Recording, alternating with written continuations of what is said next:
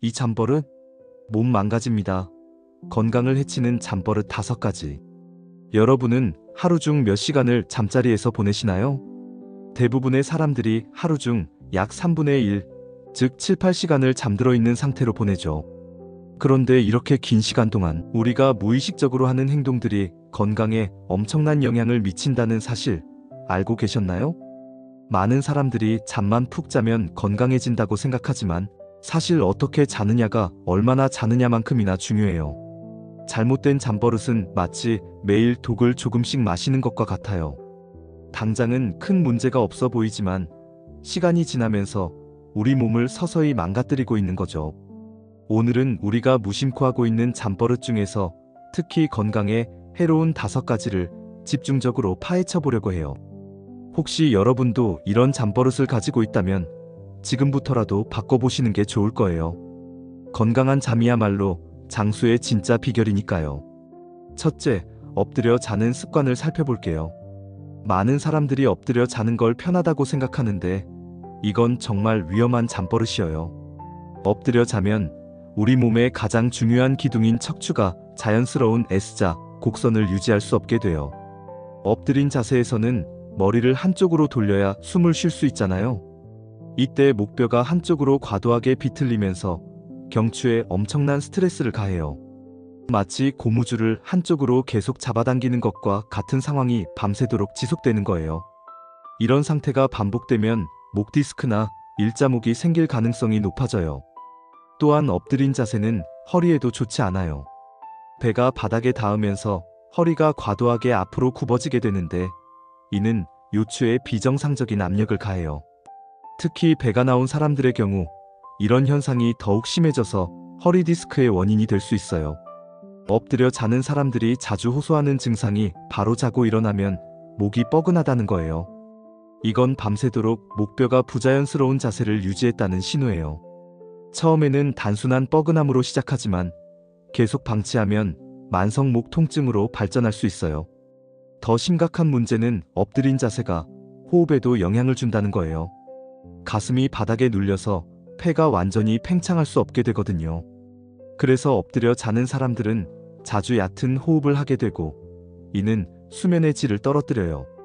충분한 산소 공급이 안 되니까 아침에 일어나도 개운하지 않고 피곤함을 느끼는 거죠. 둘째, 한쪽으로만 눕는 습관도 문제가 커요. 나는 항상 오른쪽으로만 눕는다 또는 왼쪽으로만 자야 편해라고 말하는 사람들이 있는데 이런 일방적인 수면 자세는 몸의 균형을 깨뜨려요. 한쪽으로만 계속 누워 자면 그쪽 어깨와 팔에 지속적인 압력이 가해져요. 체중이 한 부위에만 집중되면서 혈액순환이 원활하지 않게 되는 거죠. 그래서 자고 일어나면 팔이 저리거나 어깨가 아픈 증상이 나타나요. 심한 경우에는 어깨 관절에 염증이 생기거나 오십견으로 발전할 수도 있어요. 더욱 놀라운 건 얼굴에도 영향을 준다는 거예요. 한쪽으로만 계속 누워 자면 그쪽 얼굴이 베개에 눌리면서 혈액순환이 방해받아요. 이로 인해 얼굴 한쪽에만 주름이 더 많이 생기거나 얼굴이 비대칭이 될 수 있어요. 실제로 피부과 전문의들은 수면 자세와 얼굴 주름 사이의 연관성을 지적하고 있어요. 또한 한쪽으로만 누워 자면 척추도 비뚤어질 수 있어요. 몸이 한쪽으로 기울어진 상태가 오래 지속되면 척추가 그 자세에 적응하려고 해요. 결국 척추측만증이나 골반 틀어짐 같은 문제로 이어질 수 있는 거죠. 내장 기관에도 영향을 줘요. 예를 들어 항상 오른쪽으로만 누워 자면 위산이 식도로 역류하기 쉬워져서 역류성 식도염의 위험이 높아져요. 반대로 심장이 있는 왼쪽으로만 누워 자면 심장에 압박을 가할 수 있고요. 셋째, 잠자리에서 핸드폰을 보는 습관은 정말 위험해요. 잠들기 전에 핸드폰 좀 보는 게 뭐가 문제야? 라고 생각할 수 있지만 이건 수면 건강에 최대적이에요. 핸드폰에서 나오는 블루라이트가 가장 큰 문제예요. 블루라이트는 우리 뇌를 각성 상태로 만들어서 잠들기 어렵게 만들어요. 우리 몸은 어둠을 감지하면 멜라토닌이라는 수면 호르몬을 분비하는데 블루라이트가 이 과정을 방해하는 거예요. 마치 아직 낮이야, 잠들면 안 돼 라고 뇌에 신호를 보내는 것과 같아요. 더 심각한 건 중독성이에요. SNS, 유튜브, 게임 등의 콘텐츠는 우리 뇌의 도파민 시스템을 자극해서 더 보고 싶다는 욕구를 만들어내요. 그래서 조금만 더 하다가 새벽까지 핸드폰을 보게 되는 거죠. 이런 상황이 반복되면 만성적인 수면 부족에 시달리게 돼요. 잠자리에서 핸드폰을 보면 자세도 문제가 돼요. 누워서 핸드폰을 보려면 목을 앞으로 빼고 어깨를 구부리게 되는데 이런 자세가 목과 어깨 근육에 무리를 줘요. 특히 베개를 높이 베고 핸드폰을 보면 목뼈가 과도하게 굽어져서 거북목의 원인이 되기도 해요. 또한 핸드폰의 작은 화면을 집중해서 보면 눈의 피로도 누적돼요. 어두운 곳에서 밝은 화면을 보면 눈의 동공이 계속 조절되면서 안구 건조증이나 시력 저하를 유발할 수 있어요. 넷째, 이불을 머리까지 뒤집어 쓰고 자는 습관도 위험해요. 추운 겨울이나 에어컨 바람이 싫어서 이불로 얼굴까지 덮고 자는 사람들이 많은데 이는 산소 부족을 일으킬 수 있어요. 이불 속은 밀폐된 공간이라서 시간이 지나면서 산소 농도가 낮아지고 이산화탄소 농도가 높아져요. 마치 작은 밀실에 갇힌 것과 같은 상황이 되는 거죠. 산소가 부족하면 뇌의 활동이 저하되고 수면의 질이 떨어져요. 산소 부족의 증상으로는 아침에 일어났을 때 머리가 아프거나 어지러운 느낌, 그리고 깊게 잤는데도 피곤한 느낌 등이 있어요.